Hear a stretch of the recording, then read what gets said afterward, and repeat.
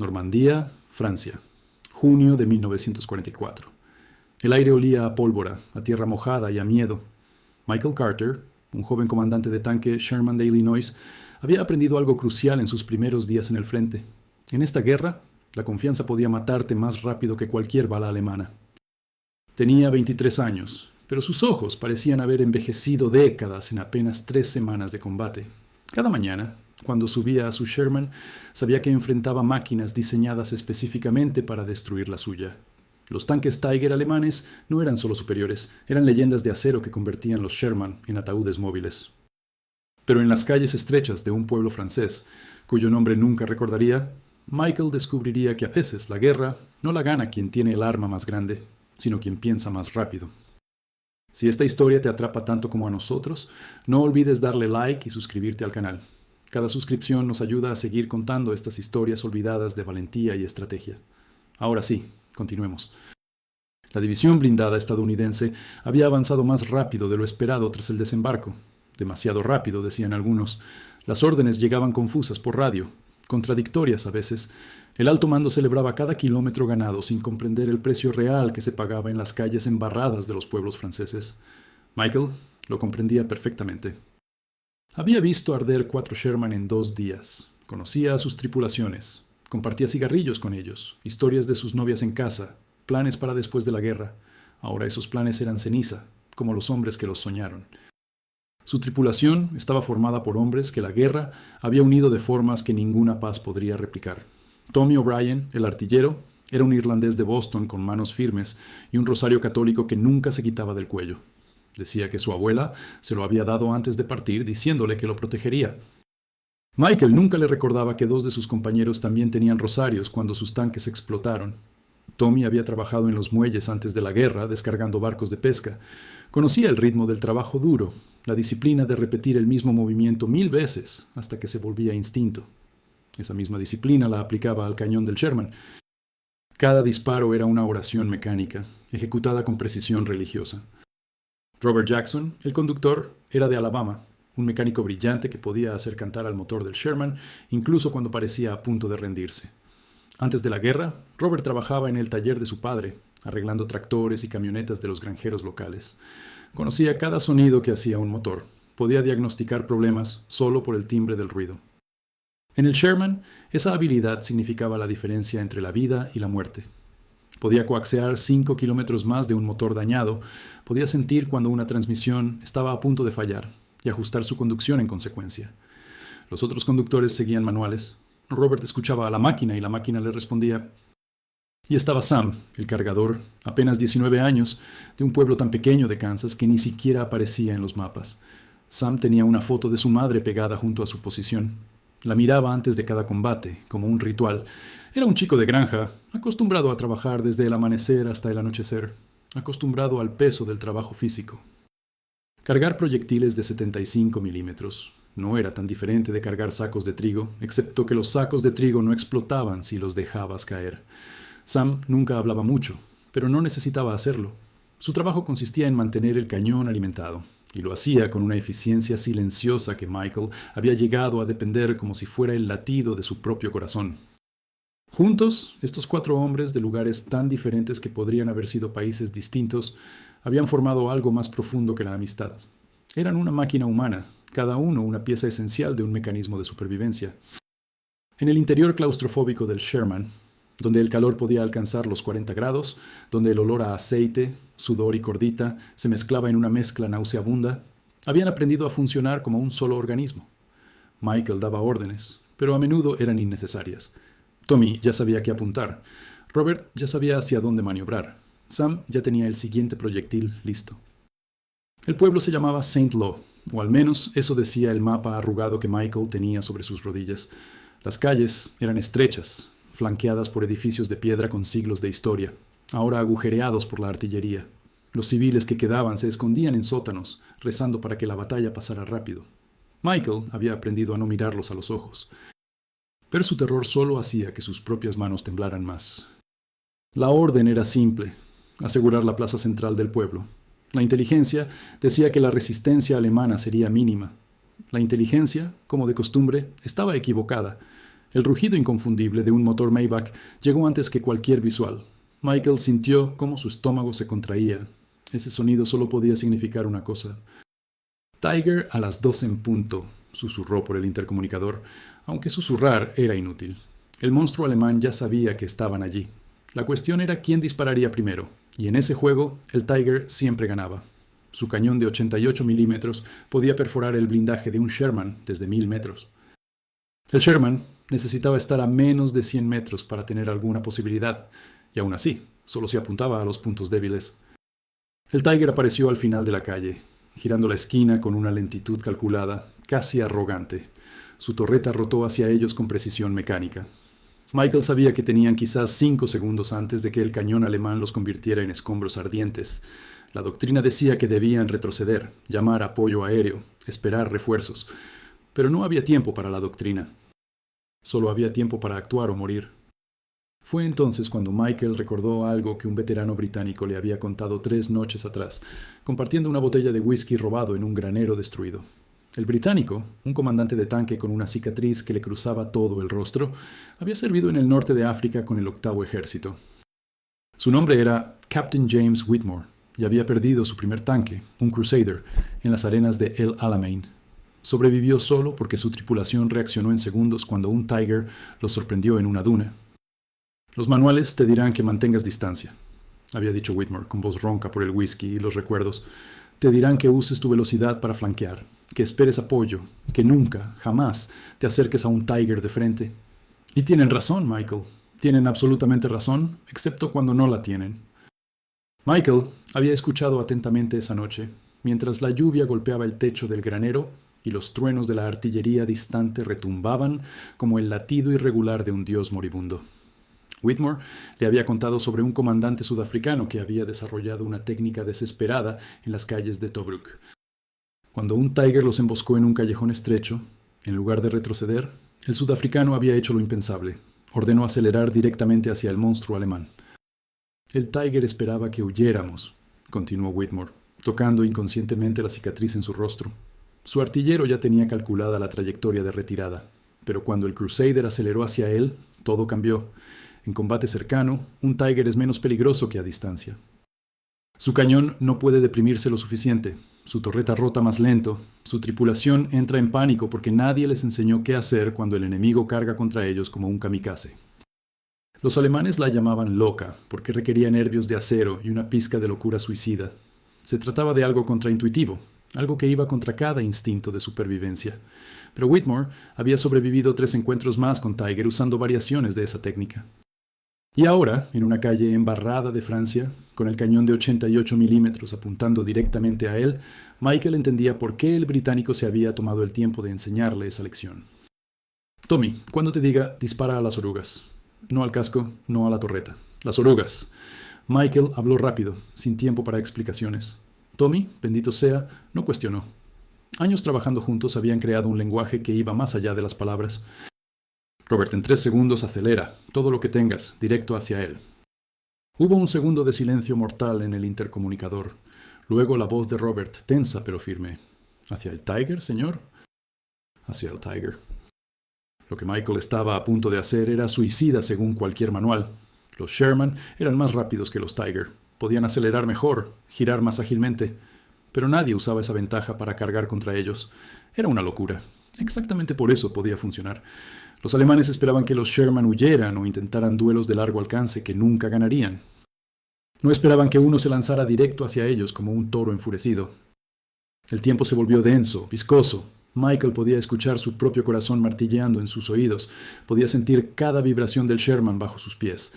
El Tiger completó la rotación de su torreta. El cañón apuntaba directamente a ellos. Un segundo más y dispararía. ¡Ahora! El Sherman rugió hacia adelante. Robert pisó el acelerador hasta el fondo. El motor gimió protestando, pero obedeció. 30 toneladas de acero estadounidense se lanzaron por la calle, estrecha directamente hacia el leviatán alemán. Tommy disparó. El proyectil golpeó la oruga derecha del Tiger justo cuando éste apretaba el gatillo. El disparo alemán pasó rozando la torreta del Sherman, tan cerca que Michael sintió el calor del proyectil. El sonido fue ensordecedor, un trueno metálico que dejó sus oídos zumbando. pero estaban vivos, y el Tiger, con su oruga derecha destrozada, comenzó a girar involuntariamente, su torreta perdiendo la línea de tiro mientras el tanque pivotaba sobre sí mismo. Dentro del Sherman, el mundo era caos controlado. Sam gritaba algo que Michael no podía escuchar por encima del rugido del motor y el zumbido en sus oídos. Las manos de Tommy ya estaban girando las ruedas de ajuste del cañón, compensando el movimiento del tanque, buscando ese punto débil imposible. Robert murmuraba algo, quizás una oración, quizás simplemente palabras sin sentido que ayudaban a mantener sus manos firmes en los controles. Michael observaba todo a través de la mirilla de su periscopio, viendo el Tiger crecer en su campo de visión como una montaña de acero que se acercaba inexorablemente. Podía ver ahora los detalles que ningún comandante de Sherman había vivido para describir: las tuercas individuales en las placas de blindaje, los números de identificación pintados en negro sobre el camuflaje, incluso una abolladura en el faldón lateral que sugería que este Tiger ya había sobrevivido más de un encuentro. La tripulación alemana estaba reaccionando. Michael podía verlos a través de las mirillas abiertas, sombras moviéndose frenéticamente dentro del tanque. El comandante alemán gritaba órdenes, su rostro distorsionado por el pánico y la rabia. No era así como se suponía que debía desarrollarse este encuentro. Los Sherman huían o morían. No cargaban como bárbaros enloquecidos. «¡Sigue adelante! ¡No pares!», Michael gritó. Cada instinto le decía que se detuviera, que retrocediera, que pusiera distancia. Pero la técnica requería lo opuesto. Requería cerrar la distancia tan rápido que el Tiger no pudiera reajustar su tiro. Los tanques alemanes eran mortales a distancia, pero en combate cercano, en el caos de las calles estrechas, sus ventajas se evaporaban. El Sherman se acercaba cada vez más, 50 metros, 40, 30. Michael podía ver ahora las marcas de camuflaje del Tiger. Podía distinguir los rostros pálidos de la tripulación alemana a través de las mirillas. Podía imaginar su pánico mientras ese Sherman loco se les venía encima. «Tommy, torreta lateral. Apunta bajo el faldón de la torreta. Es la única juntura débil». El Tiger intentaba desesperadamente rotar su torreta de vuelta, pero la inmovilización de la oruga complicaba todo. Los engranajes chirriaban, la máquina alemana luchaba contra su propio peso, y entonces el Sherman disparó de nuevo, esta vez desde apenas 20 metros. Un disparo que ningún manual consideraría, pero que era perfectamente ejecutable en esa locura de combate urbano cercano. El proyectil penetró justo en la juntura entre el casco y la torreta del Tiger, ese punto débil que solo era vulnerable desde ángulos imposibles, desde distancias suicidas. El tanque alemán se sacudió. Por un momento pareció que nada había pasado. Luego, el humo comenzó a salir de las escotillas. Primero gris, luego negro, luego las llamas naranjas que Michael conocía demasiado bien. La escotilla del Tiger se abrió violentamente. Los tripulantes alemanes salieron, tosiendo, con los uniformes humeantes. Cayeron del tanque y corrieron, alejándose de su máquina moribunda antes de que el fuego alcanzara las municiones. Michael los dejó ir. Eran soldados derrotados, no amenazas, y él había tenido suficiente muerte por un día. El silencio que siguió fue casi tan ensordecedor como el combate. Los oídos de Michael zumbaban. Sus manos temblaban ahora que la adrenalina comenzaba a drenarse. En el intercomunicador escuchó a Sam vomitando, el chico de Kansas, finalmente procesando que habían sobrevivido a lo imposible. «Señor», la voz de Tommy sonaba incrédula, «¿qué diablos acabamos de hacer?» «Sobrevivir, Tommy. Solo sobrevivimos». Pero Michael sabía que era más que eso. Habían aplicado una técnica que la mayoría consideraría suicida. Habían usado velocidad contra potencia de fuego, audacia contra armadura, movimiento contra posición. Habían convertido la debilidad del Sherman en una ventaja y la fortaleza del Tiger en una vulnerabilidad. Michael abrió la escotilla y salió, necesitando respirar aire que no oliera a cordita y miedo. Sus piernas temblaban cuando pisó el suelo embarrado de la calle francesa.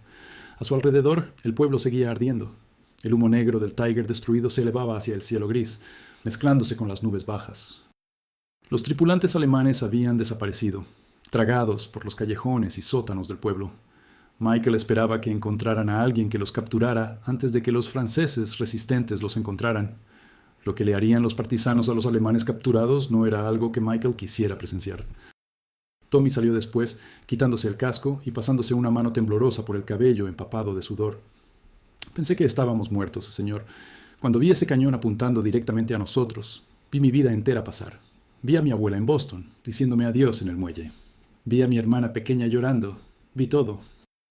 «Pero no morimos», dijo Michael, ofreciéndole un cigarrillo. Sus manos todavía temblaban tanto que necesitó 3 intentos para encender el fósforo. Y eso es lo que cuenta. Robert emergió de la escotilla del conductor, con grasa en la cara y una sonrisa que no llegaba a sus ojos.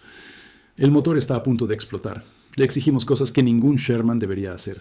Necesitamos al menos 2 horas de mantenimiento antes de que podamos volver a moverlo. Sam fue el último en salir, pálido y temblando. Se sentó en el borde del tanque y sacó la foto de su madre, mirándola con ojos húmedos. Ella me dijo que volviera a casa. Susurró. Me hizo prometer que volvería a casa. ¿Cómo voy a mantener esa promesa si seguimos haciendo locuras como esta? Michael no tenía respuesta para eso. Ninguno de ellos la tenía. Habían firmado para luchar en una guerra, pero nadie les había explicado lo que eso significaba realmente. Los manuales de entrenamiento no mencionaban el peso de saber que cada decisión podía ser la última. No hablaban del sonido que hacía un hombre cuando moría dentro de un tanque en llamas. No preparaban para el momento en que tenías que elegir entre la locura suicida y la muerte segura, y descubrir que la locura era la opción más sensata. El resto de la columna llegó 20 minutos después. El capitán Morrison, su superior, salió de su jeep y se quedó mirando el Tiger destruido, luego al Sherman de Michael, apenas con unos rasguños de metralla. Carter, ¿qué pasó aquí? Michael encendió un cigarrillo con manos que todavía temblaban ligeramente. Una técnica loca, señor, muy loca. Morrison caminó alrededor del Tiger, observando el daño, el ángulo imposible del disparo que lo había destruido. Era un oficial veterano. Había visto combate en el norte de África antes de venir a Europa. Sabía lo que significaba encontrarse con un Tiger. Sabía las probabilidades estadísticas de sobrevivir a ese encuentro en un Sherman. Y aquí estaba uno, no solo sobreviviente, sino victorioso. Quiero cada detalle, Carter. Cada maldito detalle. El ángulo de aproximación, la velocidad, el timing del disparo, todo. Morrison sacó un cuaderno, listo para tomar notas como un estudiante diligente. Si encontraste una manera de matar a estos bastardos sin necesitar 3 Sherman para hacerlo, el alto mando necesita saberlo. Michael lo miró fijamente, luego al Tiger, luego de vuelta a Morrison. Necesito que lo pongas por escrito. Todo, cada detalle. Si un Sherman puede hacer esto, necesitamos que todos lo sepan. Esa noche, en un granero requisado que servía como cuartel temporal, Michael escribió el informe. Le tomó 4 horas y 3 borradores antes de estar satisfecho. No usó lenguaje técnico militar al principio. Escribió como si le estuviera contando a otro comandante de tanque, uno que estaba aterrorizado y desesperado, cómo sobrevivir al siguiente Tiger que encontrara. Explicó la psicología detrás de la maniobra. Los alemanes esperaban ciertos comportamientos porque esos eran los comportamientos racionales. Un comandante racional veía un Tiger y retrocedía, buscaba cobertura, llamaba refuerzos. Hacer lo contrario, cargar directamente hacia la muerte aparente, rompía el paradigma táctico alemán. Creaba 2 o 3 segundos de confusión, y en combate de tanques, 2 segundos podían ser una eternidad. Describió la técnica paso por paso. El disparo inicial a las orugas para inmovilizar y desorientar, la aceleración máxima para cerrar distancia antes de que el Tiger pudiera reajustar, el ángulo de aproximación que minimizaba el perfil del Sherman mientras maximizaba su movilidad, y finalmente el disparo de punto blanco a las junturas débiles, que solo eran vulnerables a distancias suicidas. Pero también incluyó advertencias. No era una garantía de supervivencia. Requería calles estrechas o terreno que limitara la movilidad del Tiger. Requería un conductor con nervios de acero y reflejos perfectos. Requería un artillero capaz de hacer disparos imposibles mientras el tanque se sacudía a máxima velocidad. Requería un comandante dispuesto a apostar su vida y las vidas de su tripulación en una maniobra que parecía suicida. Y sobre todo, requería suerte, mucha suerte. La técnica se difundió, no oficialmente al principio, sino de tripulación a tripulación, en esas conversaciones nocturnas donde los soldados intercambiaban secretos de supervivencia más valiosos que cualquier manual oficial. La llamaron la maniobra Carter, aunque Michael insistía en que no era suya, que la había aprendido de aquel británico anónimo cuyo nombre recordaba perfectamente, pero cuyo rostro ya comenzaba a difuminarse en su memoria. Pero los nombres se pierden en la guerra, y las técnicas permanecen. En Caen, una semana después, el teniente David Rodríguez de Texas enfrentó 2 Tiger en una intersección bombardeada. Usando la técnica de Michael, coordinó con otro Sherman para atacar simultáneamente desde ángulos diferentes. Uno inmovilizó, el otro ejecutó. Ambos Tiger fueron destruidos. Ambos Sherman sobrevivieron.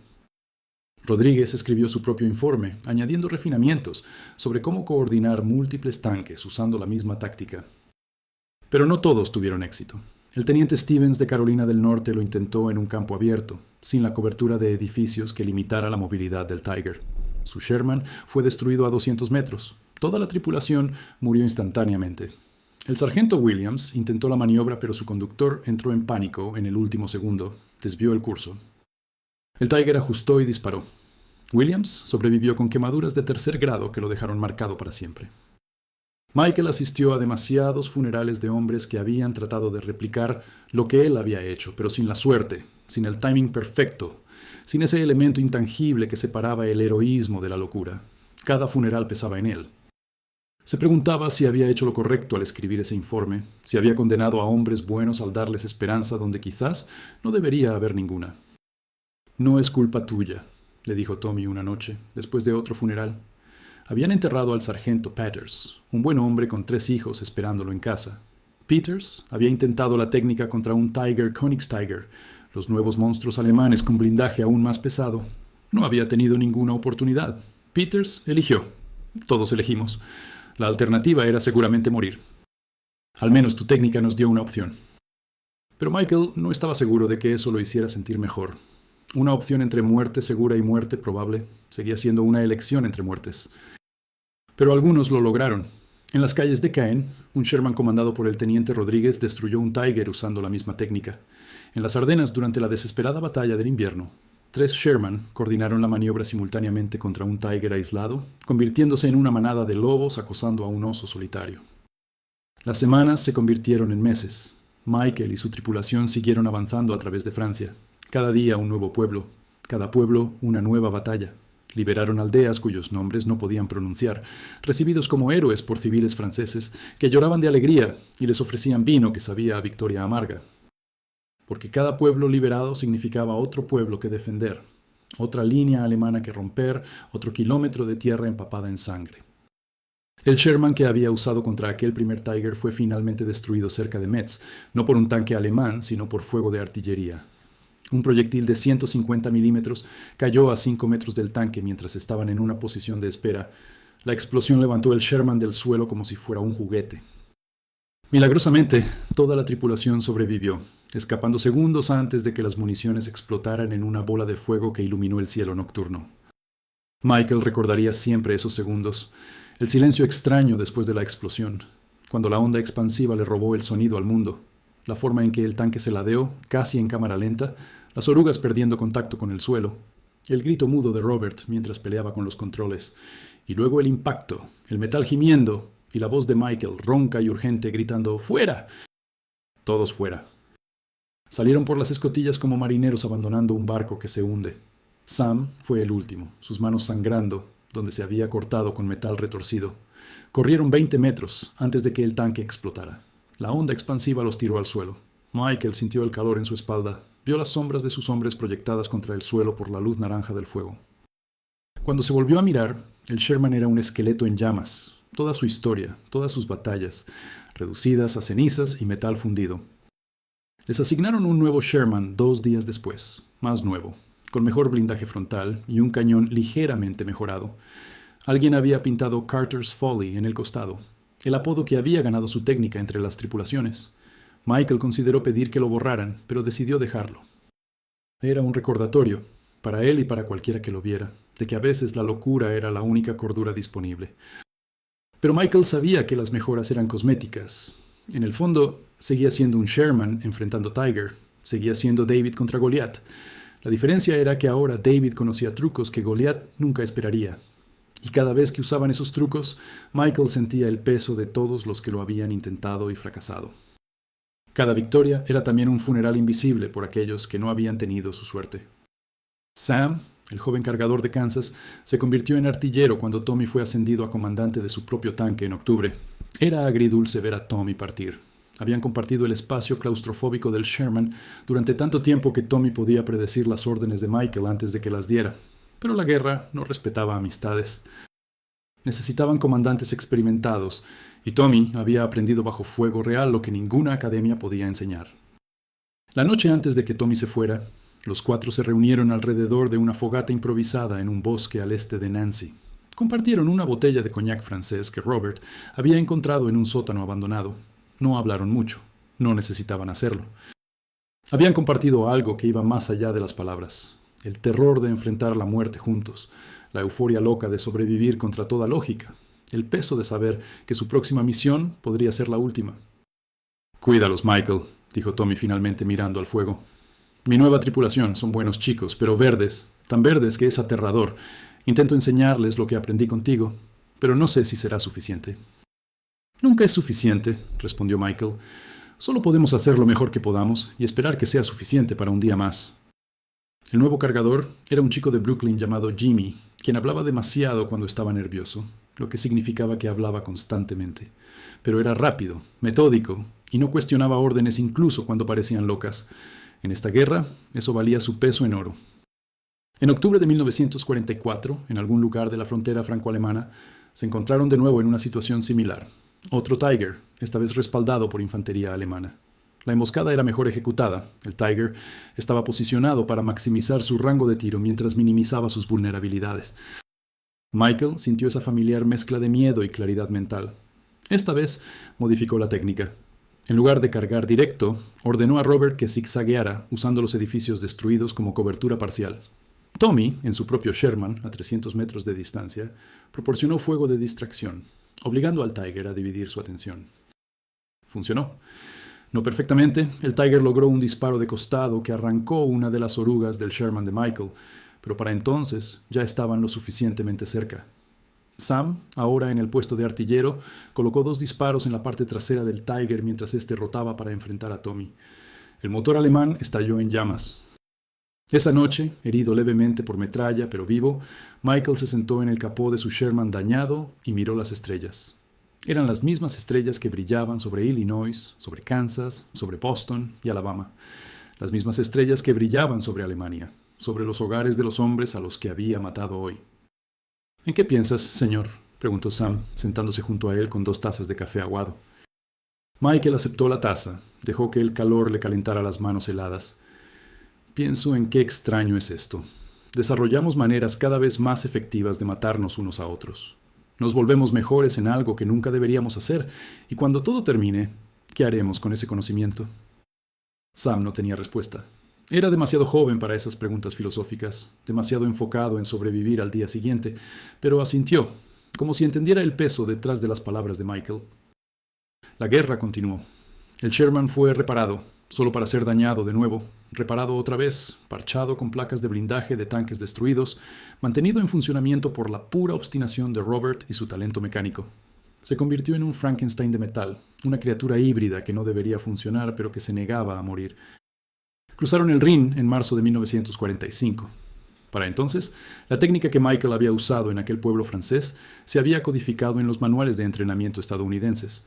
Otros comandantes la refinaron, añadieron variaciones, adaptaron los principios a diferentes situaciones. Lo que había sido improvisación desesperada se convirtió en doctrina táctica. Pero Michael sabía la verdad. No importaba cuánto se escribiera en los manuales, cuánto se practicara en simulacros. En el momento real, cuando el Tiger aparecía y tu vida dependía de 3 segundos de decisión perfecta, todo se reducía a instinto, entrenamiento y una pizca de locura. La técnica no ganaba batallas por sí sola, la ganaban hombres dispuestos a ejecutarla a pesar del terror. En abril, cuando Alemania colapsaba, cuando el final era obvio para todos excepto para los fanáticos, Michael y su tripulación se encontraron con su último Tiger. Estaba abandonado en un campo, sin combustible, sin municiones, sin tripulación. Solo un gigante de acero vacío, mudo testimonio de un imperio que había apostado todo a la superioridad tecnológica y había olvidado que las guerras las ganan los hombres, no las máquinas. Michael caminó alrededor del Tiger abandonado, tocó su blindaje impenetrable, miró por las mirillas que habían visto tanta muerte. Era una obra maestra de ingeniería, realmente lo era.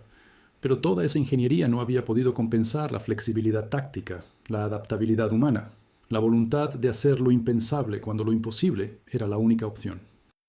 «¿Qué hacemos con él, señor?», preguntó Jimmy, el cargador de Brooklyn. Michael pensó en quemarlo, en destruirlo como habían destruido a tantos de sus hermanos. Pero ¿qué sentido tenía? La guerra estaba terminando. Este Tiger nunca volvería a matar a nadie. «Déjalo», dijo Michael, «que alguien más decida su destino». La guerra terminó oficialmente el 8 de mayo de 1945. Michael estaba en algún lugar de Baviera, tan lejos de casa que apenas podía creerlo. Su tripulación completa había sobrevivido, un milagro estadístico que ninguno de ellos daba por sentado. Habían perdido amigos, habían visto morir a buenos hombres, habían hecho cosas que nunca discutirían con sus familias cuando regresaran. Pero habían sobrevivido, y habían aprendido algo que Michael esperaba que el mundo recordara, que la superioridad tecnológica no garantiza la victoria, que la inteligencia, la adaptabilidad y el coraje pueden nivelar el campo de juego incluso cuando las probabilidades parecen imposibles, que a veces hacer lo inesperado, lo loco, lo que nadie en su sano juicio intentaría, es precisamente lo que te mantiene vivo. Años después, cuando Michael regresó a Illinois y trató de rehacer su vida, encontró difícil explicar lo que había vivido. ¿Cómo se siente tener 23 años y saber que tu próxima decisión podría matar a 4 hombres que dependen de ti? ¿Cómo se siente convertir 3 segundos de combate en una técnica que salvaría vidas en lugares que nunca verías? ¿Cómo se siente ser recordado por un momento de locura brillante cuando todo lo que querías era olvidar? Su pueblo natal lo recibió como un héroe. Hubo un desfile, un discurso del alcalde, una placa con su nombre en la plaza principal. Michael sonrió y estrechó manos y dijo las cosas correctas.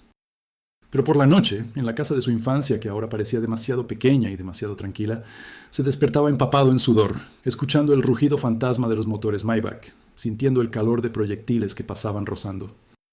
Su padre, un veterano de la Primera Guerra Mundial, lo entendía sin necesidad de palabras.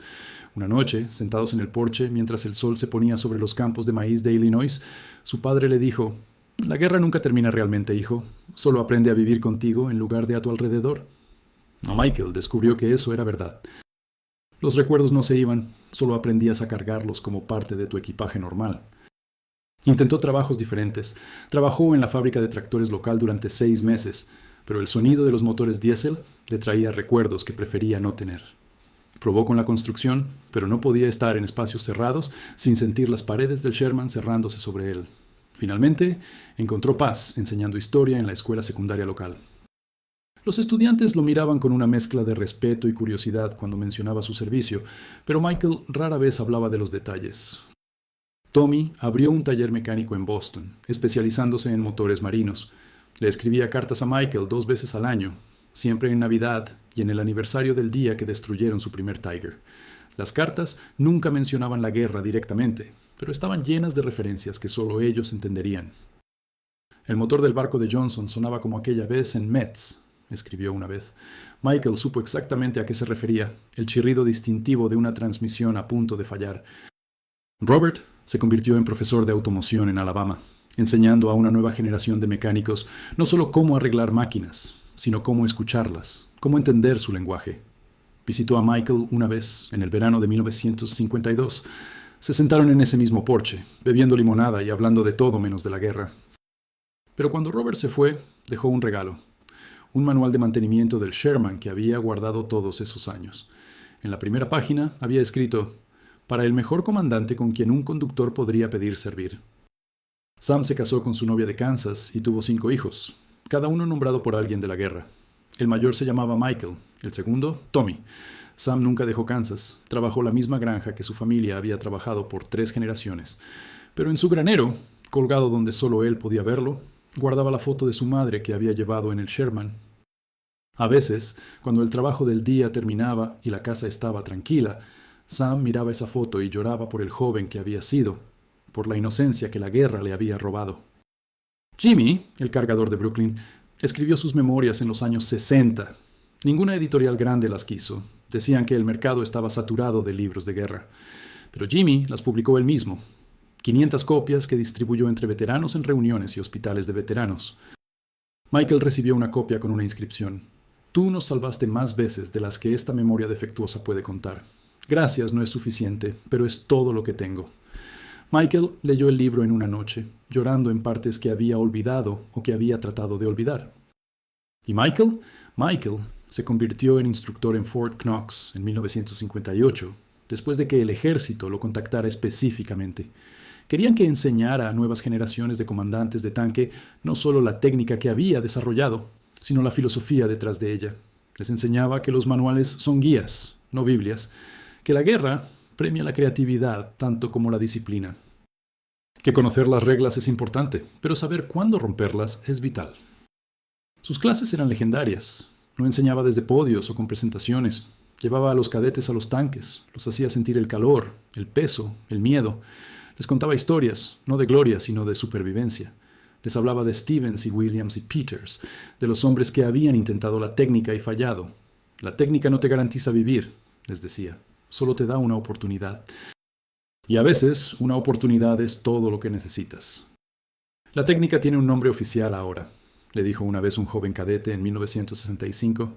La llaman aproximación de combate cercano Sherman contra vehículos blindados pesados. Suena muy formal.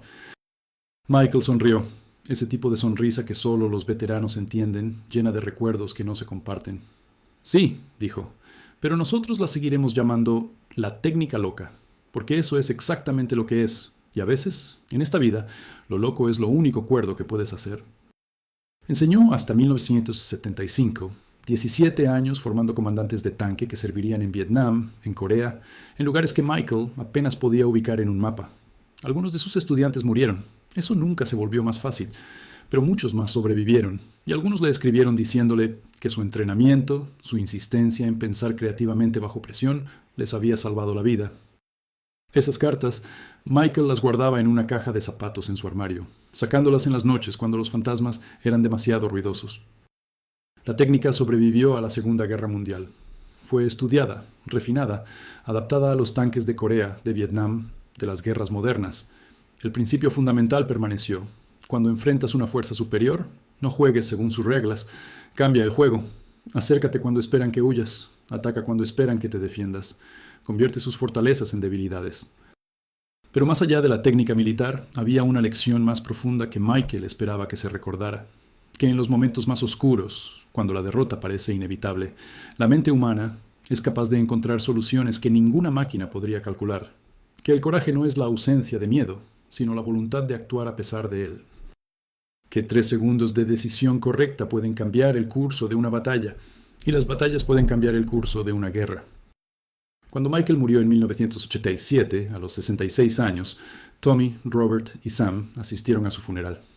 Eran viejos ahora, con nietos que nunca entenderían completamente lo que habían vivido. Pero cuando bajaron el ataúd, cuando sonó el toque de trompeta, todos pensaron lo mismo, que habían tenido la suerte de servir junto a un hombre que, en 3 segundos de locura brillante, les había salvado la vida y les había enseñado que a veces la única forma de vencer lo imposible es atreverse a hacer lo impensable.